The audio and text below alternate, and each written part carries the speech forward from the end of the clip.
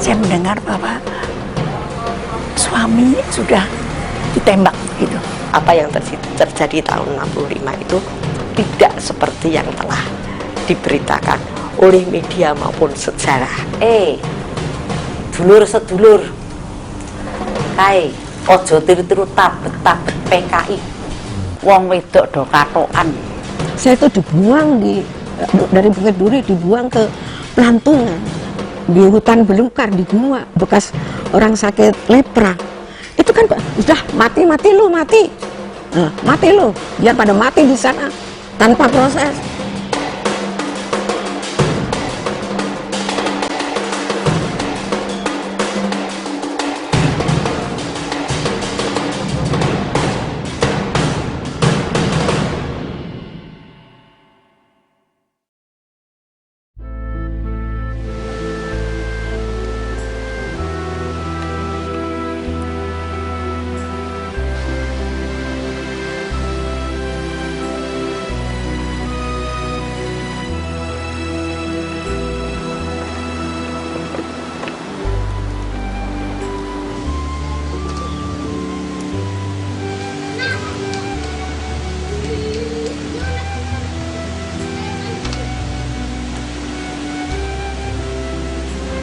Kata pelantungan, waktu itu bila didengar di telinga, tidak jauh dari kata pulau buru. Lalu memberikan gagasan bahwa itu tempat orang dibuang. Tapi untuk waktu yang cukup lama setelah itu, kata pelantungan pun masih dihubungkan dengan kata PKI. Sebuah kenangan, memoria passionis, kenangan akan derita.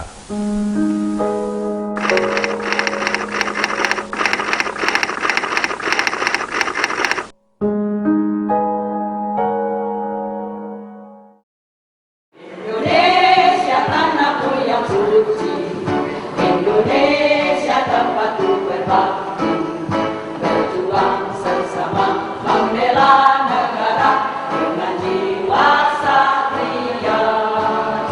Hidup tanah airku, setahun rambut biru, bukan nusa bangsa yang tegak berdiri, bersih dan tetap merdeka. Kami adalah perempuan-perempuan yang dengan segala keterbatasan sangat menaruh empati pada hak asasi manusia, hukum yang adil bermartabat, dan pada keadilan itu sendiri bagi seluruh masyarakat tanpa pandang bulu, melalui dengan berseni dan budaya yang indah, yang bineka. Waktu pada tahun 65, saya itu dari organisasi pemuda rakyat. Ya, menjelang ulang tahun PKI itu saya ikut paduan suara untuk di stadion utama. Ya udah tahun 65 17-an itu kita mengisi acara 17-an di RT karena ada panggung ya, nyanyi sama teman-teman dari pemuda rakyat. Pas peristiwa itu saya dibawa ke Puterpra Petamburan di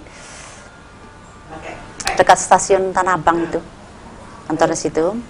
Di situ saya 2 hari, Mei 66, saya di Kodim terus dipindahkan ke Bukit Duri. Waktu pemeriksaan di Bukit Duri, sebetulnya saya termasuk golongan C. Calonnya untuk dibebaskan. Setelah 67 terjadi peristiwa Blitar Selatan ya, mungkin ya saya juga nggak tahu, cuman kok mau pulang nggak jadi pulang, tahu-tahu berita ada peristiwa di, saya juga nggak ngerti, Blitar Selatan, akhirnya tidak jadi dipulangkan.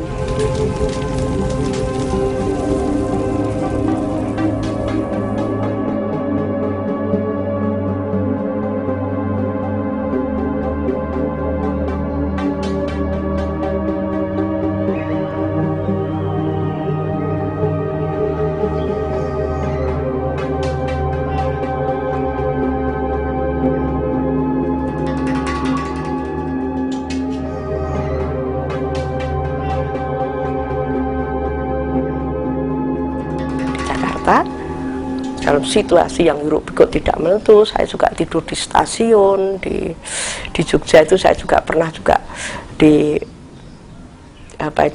kuburan dan sebagainya. 66 di saat itu aku married dan akhirnya lahirlah anak kami. Sesudah umur berapa bulan yaitu 3 bulan 4 bulanan kali, antara 4 bulan 5 bulan kami tertangkap.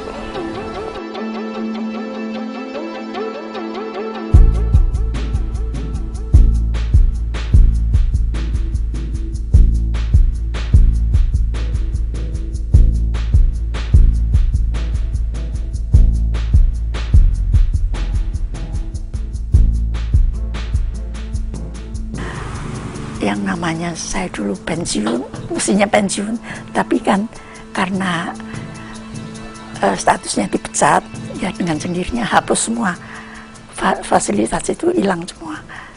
Yang terakhir sebagai kepala pendidikan di RSPAD. Anak-anak itu yang termuda itu kira-kira umur 4-5 tahun. Anak yang terbesar kelas 2 SMA. Anak saya yang besar sama adiknya itu sudah, karena saya khawatir kali ini keadaan kok begini, jangan-jangan nanti ada apa-apa dengan saya, anak-anak gak karuan, sudah saya kirim ke Sumatera. Waktu itu saya masih di Bukit Duri, saya mendengar bahwa suami sudah ditembak gitu, sudah dibunuh di Blitar. Sebagai tahanan pertama-tama itu sulit sekali, makan nggak keurus, terutama makan itu sudah ya asal makan. Waktu kita di Bukit Duri itu nggak ada famili yang berani mengurus, jarang sekali yang berani menengok dan mengurus ngirim apa-apa itu jarang ya, kecuali mereka takut, juga memang nggak mampu. Kita semuanya tidak mampu waktu itu, ya, yang di dalam yang di luar semua sama-sama sulit.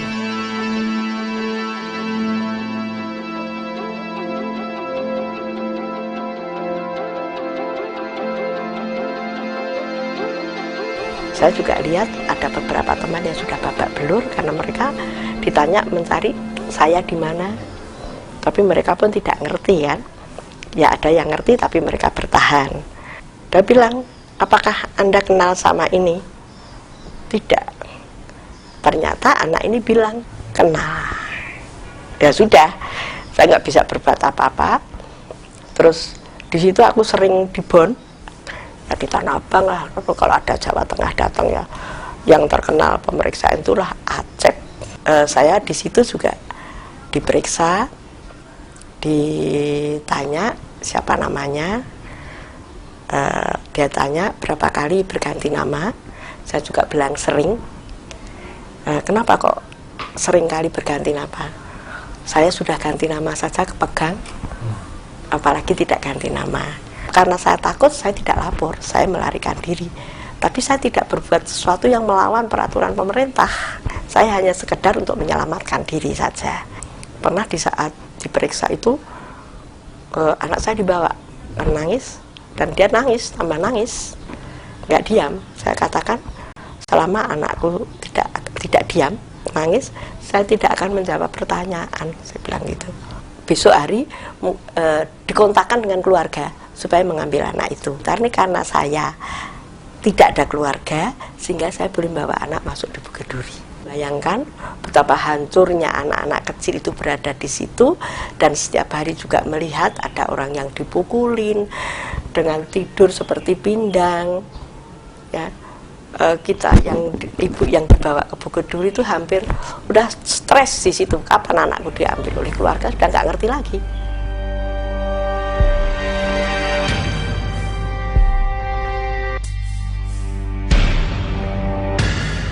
Saya ditangkap tanggal 8 dibawa ke ke tempatnya tentara apa namanya itu. Terus tanggal 10-nya saya sudah masuk ke penjara Bukit Duri. Saya di penjara Bukit Duri sini itu selama 6 tahun.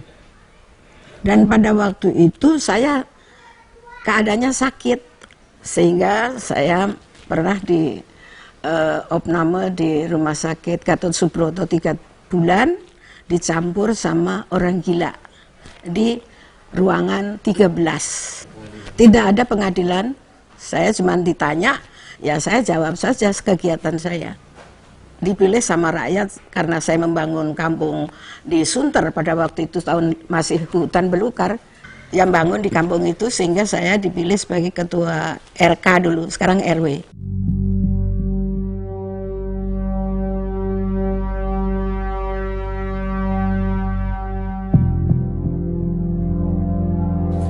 Ya, perpisahan itu membawa luka hati yang sangat dalam. Baik untuk saya, ibu-ibu yang lain, dan anak-anak. Ketika itu ada hari sebulan sekali, anakku masuk besuk, diperbolehkan. Pertemuan pertama sesudah berpisah, anakku nangis, gak mau masuk. Mau gak mau. Mulai kita ingatkan tempat satu persatu supaya dia ingat, tapi ternyata nangisnya makin menjadi kayak ada trauma.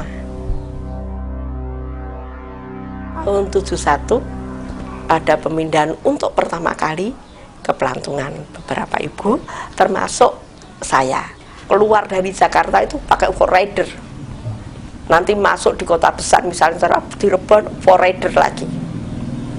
Pengawalan cukup besar.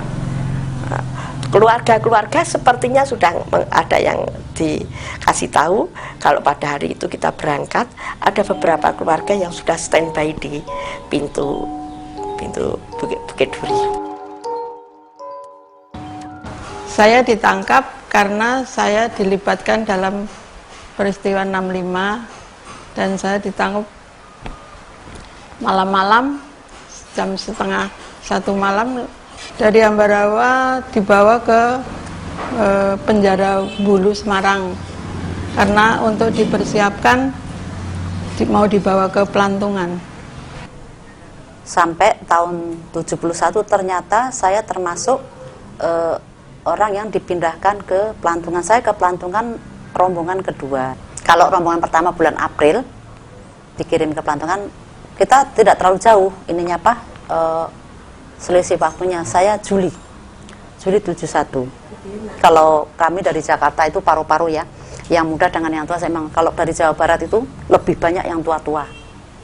Kalau Jawa Tengah dengan Jakarta hampir sama, paru-paru. Kalau Jawa Timur yang muda tidak terlalu banyak juga yang tua-tua.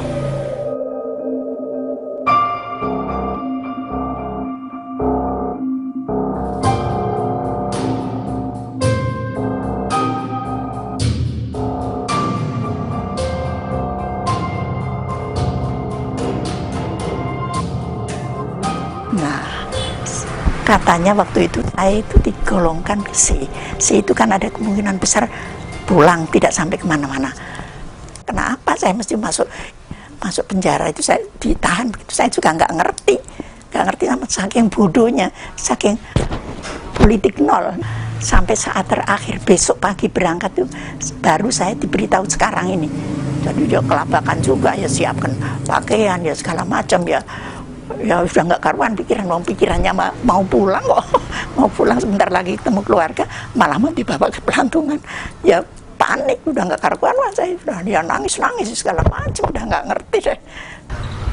Tersiksa terus, jadi masuk ke situ udah hawanya dingin, tempatnya juga belum siap. Artinya ya kita dimasukkan di tempat yang sebetulnya belum siap untuk ditempati. Saya dipindah bukan di penjara, di Pelantungan, di hutan belukar. Di sana di tempat bekas apa itu namanya, rumah sakit lepra.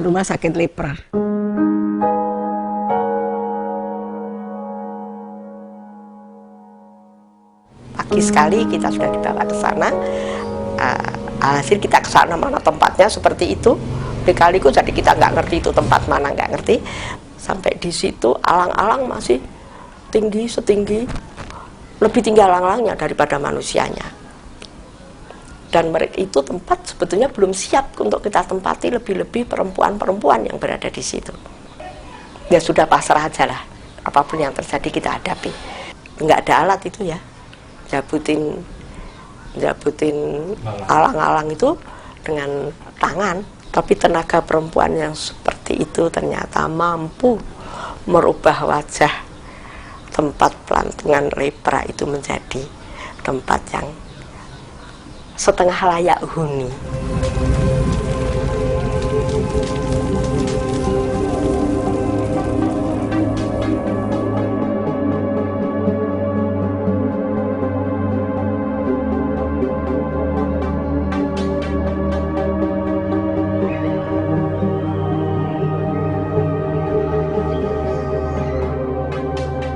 Pelantungan dapat dicapai bila kita berangkat dari Semarang, kita menuju ke barat lewat Kendal, Weleri, dan setelah sampai Weleri kita menuju ke selatan, jalan yang berkelok menuju ke wilayah pegunungan. Pelantungan sebelum menjadi rehabilitasi para tahanan politik ini adalah sebuah leprosarium, tempat di mana penderita kusta dirawat. Dan konon sebelumnya juga tempat tahanan bagi orang-orang yang memperjuangkan kemerdekaan bangsa ini. Namun kata pelantungan, waktu itu bila didengar di telinga, tidak jauh dari kata pulau buru.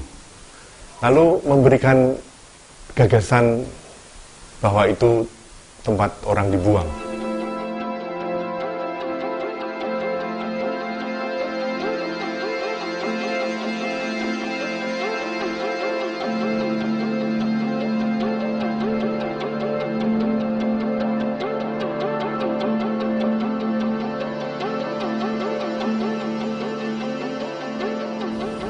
Seperti udah diceritakan, sana banyak ular, kala jengking itu juga sampai panjangnya 30 cm. Ya memang dari tempat yang tadinya kosong tidak terurus, jadi banyak binatang-binatang melata ada di sana ya. Di suatu malam kita dengar rupanya masih ada ular di situ tuh, karena sudah lama ditinggalkan, ular-ular itu masih banyak. Jadi malam-malam itu banyak pawang-pawang yang megang ular.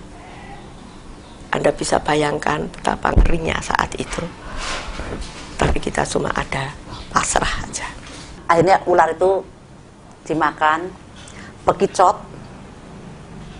yuyu, uret.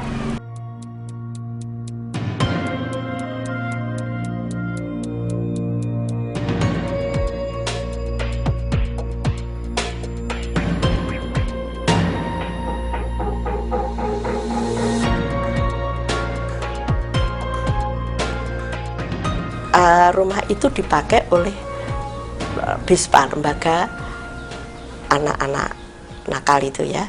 Tapi di atas dibangun tersendiri bersih. Ya, dan itu memang bekas lepra dulunya. Dan tempatnya itu kan kayak kom gitu ya, kayak kom gitu. Jadi di atas itu tempat para pegawai, penguasa itu berada di atas. Terus di sana ada tempat pertemuan, paling bawah di sungai itu kita. Itu sudah dipagar semua. Kita nggak boleh berhubungan dengan penduduk. Bagaimana menghadapi situasi semacam ini? Dibentuklah ada bagian kesehatan, peternakan, pertanian, perkebunan dan sebagainya kami lupa. Dan mulai rumah di atas itu dibersihkan, di bawah dibangun baru. Sampai di situ penguasa kami itu sangat kreatif ya. Kok ada tenaga kok nggak dimanfaatkan semaksimal mungkin. Nah, ada ide mendirikan satu poliklinik. Jadi kita masuk ke situ, ya mungkin mereka milih-milih orang-orang ini, orang-orang yang di mana mereka dikumpulkan, terus perkembangannya selanjutnya kan harus ada bagian ini, bagian ini, bagian ini. Ini bagian yang mengerti soal penjahitan, barangkali ya bagian penjahitan saya sendiri di bagian kesehatan, begitu dengan orang-orang juga yang kira-kira ya berbau-bau kesehatan gitu, seperti Suci dari sekolah kedokteran waktu itu ya, terus dikelompokkan, terus ada juga perawat dikelompokkan dengan saya ya, ini orang kelompok kesehatan begitu, jadi sudah dikelompokkan. Di pelantungan itu ada dokter kita sendiri, Dokter Miarsi.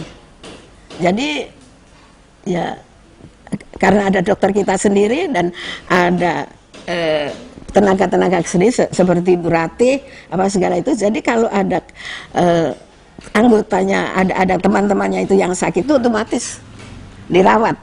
Poliklinik ini dulunya berdiri untuk para tahanan dengan obat-obatan yang sudah disiapkan oleh pemerintah untuk kami. Dr. Sumiarsi sebagai dokter, Ibu Siti Suratih sebagai guru bidan, kan dia bekas guru bidan. Kebetulan saya ya sebagai pembantu aja lah, kan ada beberapa lulusan suster ya, terus ada perawat-perawat yang dididik dari situ. Jadi kalau saya itu statusnya nggak jelas, dokter tidak, perawat pun tidak gitu. Nah, pasien saya di sana terutama teman-teman sendiri, terus petugas sekeluarganya, terus kampung sekitar Pelantungan. Kita suka pelayanannya cukup baik ya, sehingga banyak ibu-ibu berduyun-duyun datang pada kami. Karena sementara mungkin seperti pikiran dari anak saya, betapa jeleknya si Gerwani nih gitu. Orang-orang itu seperti itu, tapi kok ternyata tidak, kok orangnya kok ramah-ramah. Jadi kadang-kadang sakit sedikit mereka udah datang pada kita, dia puas dengan pelayanan kami. Tadinya penduduk itu kan takut dengan kita, karena sebelum kita datang sudah diindoktrinasi. Dulur sedulur, kae ojo tiru-tiru tabet-tabet PKI, wong wedok do katokan. Jadi masyarakat itu sudah ditanamkan kebencian terhadap kita. Karena waktu itu belum ada komunikasi, lama-lama ya itu teman-teman dari kesehatan juga bisa menolong, Pak. Jadi ada komunikasi. Setelah mengenal kami, ternyata kami itu bukan orang seperti apa yang pernah dikatakan sebelum kenal dengan kami. Ternyata kita ya manusia biasa.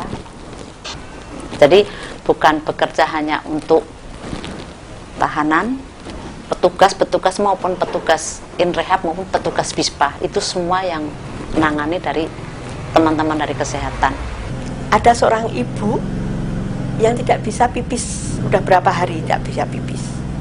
Dia datang ke situ ditandu, persis di depan poliklinik dia pipis.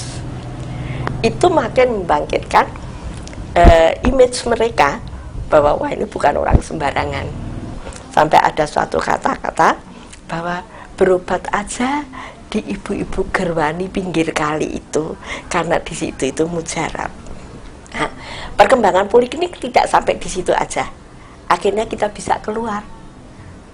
Pak Lurah berunding dengan pimpinan karena ada yang melahirkan. Kalau melahirkan itu di tempat lain kan ongkosnya tinggi. Dengan kita semaunya dia, tapi uang tidak diterima oleh kita, tapi oleh petugas yang mengantar juga. Dan Pak Lurah, Pak Cari itu ngerti kalau kita nggak dapat apa-apa. Jadi kalau dia manggil, udah ibu-ibu besok pun kesini. Ya pokoknya nggak sakit lah sakit, bebe bilang sama Pak Komandan ada yang sakit lah. Di situ kita dijamu makan dan bersama petugas itu. Biasanya hari-hari libur itu diajak komandan itu ya ke tempat Pak Lurah. Yang sering memang tempat Pak Lurah itu, ya itulah kita, kalau kita di sana terus disuguhi, itu makanan, ketemu panganan dunyo, istilah kami begitu. Karena dunia kita kan yang sempit itu, makan kita hanya labu siem, yang kita tanam itu labu siem, sama ya singkong, ubi itu, terus ya itu aja makanan kita, itu aja. Kalau kita tempat disuguhi Pak Lurah tuh ya makanan yang biasa untuk orang itu, apalagi itu pejabat desa itu. Di saat kita terbuang, ada seseorang yang menghargai kita seperti itu, menghargai kita seperti manusia.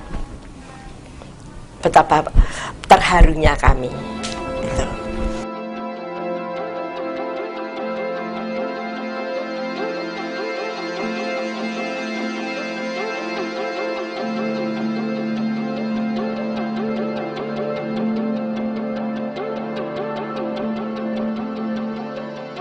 Kerukunan kita itu ternyata tidak menguntungkan buat penguasa, terutama komandan.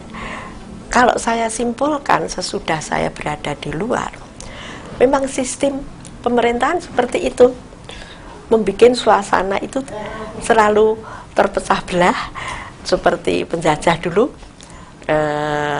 di PD Impera, ya, dipecah belah sehingga mereka tidak pernah rukun. Nah, rukunnya diambil kesempatan oleh penguasa. Saya juga tidak mengerti apa sementara pada waktu itu penguasa seperti komandan memang mempunyai sifat semacam itu, apa karena terlalu lama memimpin di situ tanpa dipindah itu sehingga mengakibatkan seperti itu. Nah, ini yang perlu ada penyelidikan sendiri. Komandan operasi ini yang memimpin petugas-petugas tentara yang berada di situ. Namanya operasi, ya, dan melihat kerjaan kita setiap hari di situ.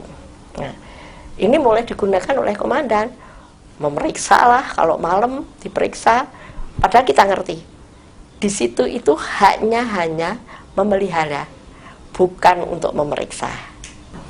Tapi namanya komandan tuh ngejar-ngejar supaya saya dapat salah.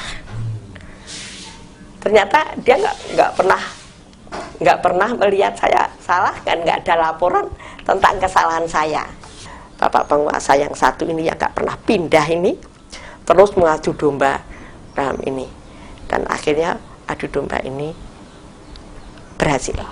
Terus barang-barang yang sangat sepele dipermasalahkan, hanya sekedar membuat don. Tanya, apa benar di sini itu ada ibu-ibu yang suka nyolong ikan asin? Itu sampai ke atas. Saya bilang mungkin benar, Pak, tapi Bapak harus tahu mereka itu di luar orang terhormat. Kalau dia sampai nyuri ikan asin karena sangat terpaksa. Kalau makan di sini itu baik, mereka tidak akan mungkin sampai nyuri ikan asin. Bingung dia saat jawab seperti itu. Terus ditanya lagi kemungkinan adanya lesbian. Saya juga beri jawaban, mungkin ditahan sekian tahun mungkin akan terjadi seperti itu, Pak. Sepertinya kayaknya itu alamiah. Tetapi tempat di sini tidak memungkinkan mereka berbuat seperti itu. Mungkin dalam batas-batas yang sangat kecil. Tapi coba, Pak, bebaskan mereka, tidak akan mereka terjadi seperti itu. Di mana ditemukan bahwa ada beberapa bentuk pelanggaran yang terjadi, dimulai dengan penangkapan yang sewenang-wenang, namun juga dalam berbagai tahapan penahanannya terjadi berbagai bentuk kekerasan yang secara umum dihadapi oleh tahanan, misalnya kekerasan fisik, bentuknya pemukulan ataupun penyengsaraan lainnya, tetapi juga terjadi bentuk-bentuk kekerasan seksual seperti perkosaan dan bentuk-bentuk penyiksaan seksual lainnya, termasuk penelanjangan semata-mata untuk mencari gambar, ya, palu dan arit. Tapi dalam tahapan berikutnya selama di tahanan, sejumlah perempuan juga menjadi korban dari apa yang kami sebut sebagai perbudakan seksual, karena mereka selama berada di dalam tahanan bisa digunakan kapan saja oleh aparat. Bahkan ini berlaku tidak hanya kepada tahanan perempuannya, tetapi juga kepada anggota perempuan, anggota keluarga yang perempuan dari tahanan yang laki-laki. Miring-miringnya banyak. Saya sedih sekali lihat itu. Dari permulaan saya sudah nggak senang. Dan petugas-petugas ini ya mulai dari atas sampai petugas yang terbawah semua ya Ya bagaimana? Oh ini anak-anak muda-muda, ya ada yang cantik-cantik, ada yang genit-genit, ada yang macam-macam. Ada anak-anak muda ini yang dipakai untuk melayani rumah tangga, ya, di rumah komandan. Ini mulailah terjadi penyelewengan seksual yang terselubung, sampai ada punya anak 2. Ya anak-anak ini, ya orang-orang ini ada yang tergiur mau cari hidup yang enak, yang menyenangkan. Di samping menyedihkan, ada yang menyenangkan begitu. Lah ngeri banget, orang kok pada dijadikan pacarnya, sampai lebih dari pacar, sampai sehari-harinya itu sikapnya seperti istri aja. Nggak ada yang berani ngomong. Takut, kita itu semua ngomong takut. Siapa teman sama lawan, susah. Sampai begitulah suasana di dalam tahanan itu. Salah satu teman dari antara kita itu masuk biasa, terus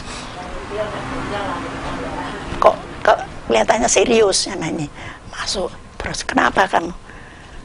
Perutnya saya kok nggak enak, nggak bener itu. Saya juga nggak teratur. Ayo tiduran, saya periksa. Nah, di situ ketahuan bahwa dia itu hamil. Terus saya tanya, gimana kok bisa kejadian kayak gini sih? Kamu bergaul sama siapa?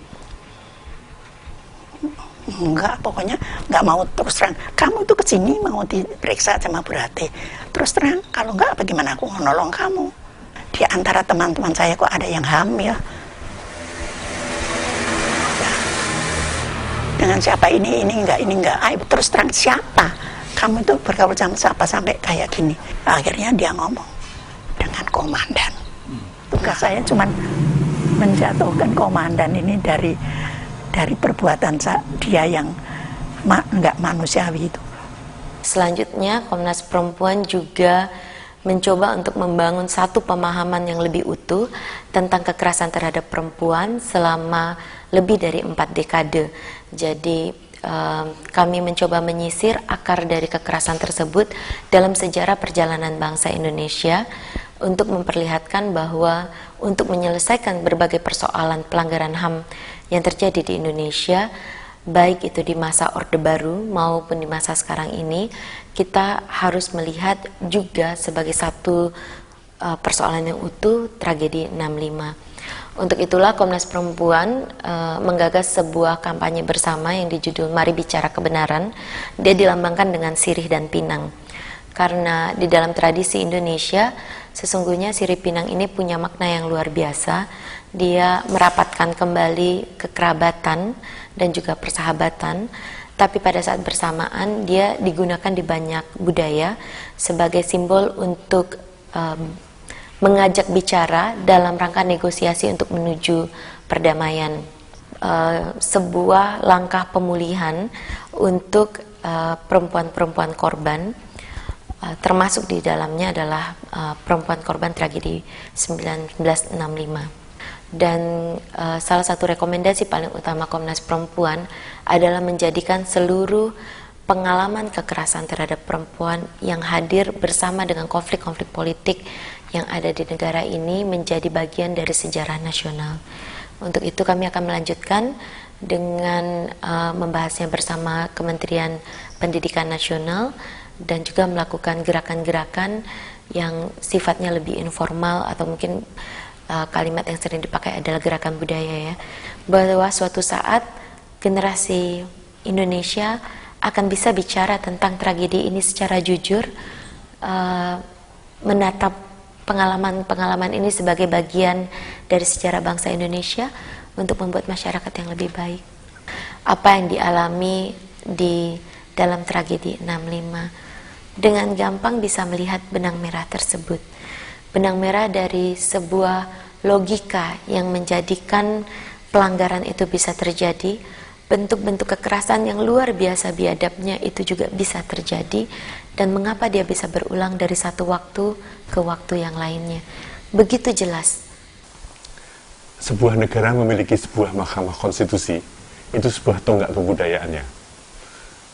Itu sesuatu yang menjadi simbol bahwa rakyatnya mempunyai pengakuan akan kebebasan, kemerdekaan betul-betul di kalangan anggota masyarakat, ya, satu. Kalau kesadaran ini sudah menjadi semakin kuat akan hak asasi dan sebagainya, aturan-aturan itu harus ditinjau kembali, harus ada judicial review untuk itu, demi Indonesia sebagai bangsa yang berbudaya. Ya, itu saya kira judicial review merupakan cara yang diakui. Dan begini, mungkin waktu itu barang itu dianggap berfungsi, tapi dengan adanya aturan-aturan yang penuh kekerasan, sebetulnya hanya menunjukkan bahwa negaranya masih lemah. Kalau sebuah negara masih lemah, maka dia takut akan apapun juga yang kelihatannya bergerak. Maka semua gerak itu ditekan. Maka kalau memang Indonesia ini mengatakan sudah kuat, sudah ada pembaruan, salah satu bentuk adalah bahwa undang-undang yang melawan hak itu, yang menunjukkan kekhawatiran yang berlebihan itu, dicabut.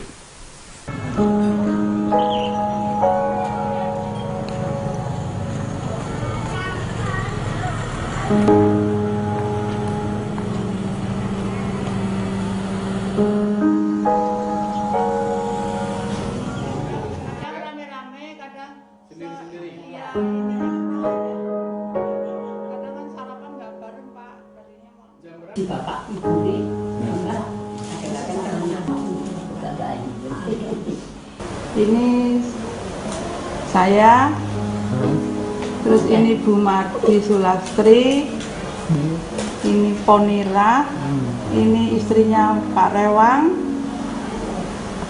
terus mana lagi?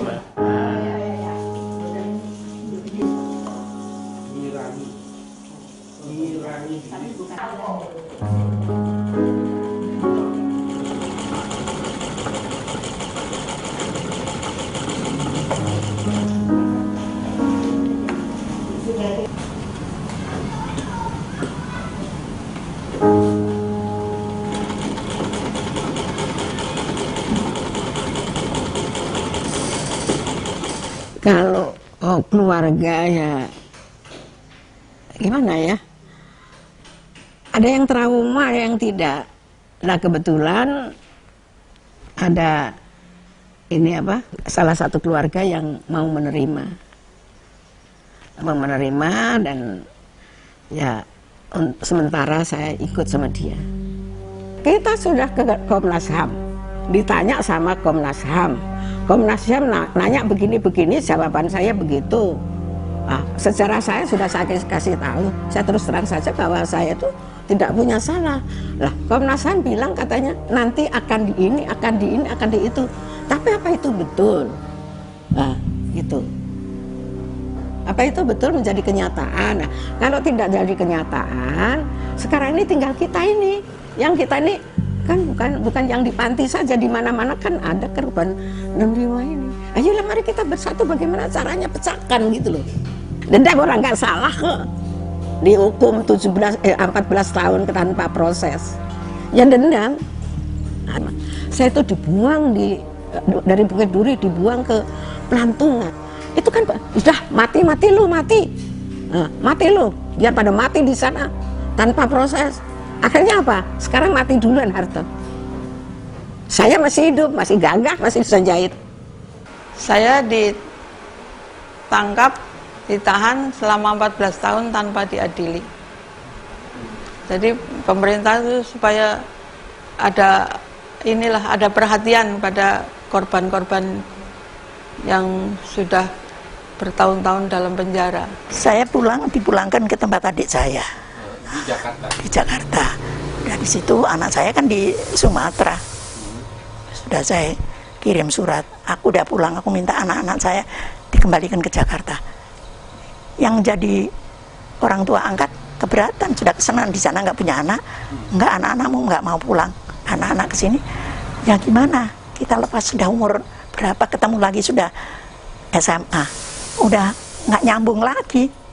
masih ada lapisan yang menyelimuti begitu, nggak bisa sama sekali seperti normal itu, nggak. Jadi ada itu.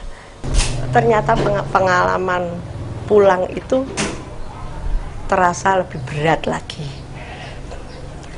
karena saya harus menghadapi anak saya yang selama ini saya tinggal diasuh oleh seorang yang keluarga yang sangat baik hati sekali. Kesulitan yang saya hadapi, saya harus lapor. Saya ketika itu anakku di Jakarta, saya pulangnya ke Surabaya. Saya harus makan perlu pekerjaan. Terus kalau mau ke Jakarta, saya harus minta izin. Nah, kadang-kadang didapat, kadang-kadang tidak.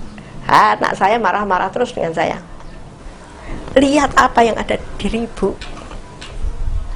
Bu, di dunia ini nggak ada orang jelek kecuali PKI. Dan ibu berada di situ. Saya dipelajari di sekolahan. Siapa PKI itu? Bahwa apa yang terjadi tahun 65 itu tidak seperti yang telah diberitakan oleh media maupun sejarah Indonesia. Ada penderitaan, tetapi orang-orang tidak hancur. Ada sebuah kekuatan dari batin yang pernah disia-siakan. Saya ingin mengenang Pelantungan sebagai kenangan di mana orang-orang, sebagian dari orang Indonesia ini yang pernah menderita, membuat kita yang di zaman-zaman setelahnya menderita juga tidak hancur karena penderitaan itu.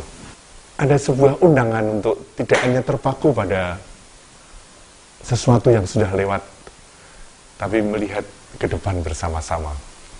Pelantungan, kenangan akan deritamu, semoga menjadi kenangan juga akan kekuatanmu.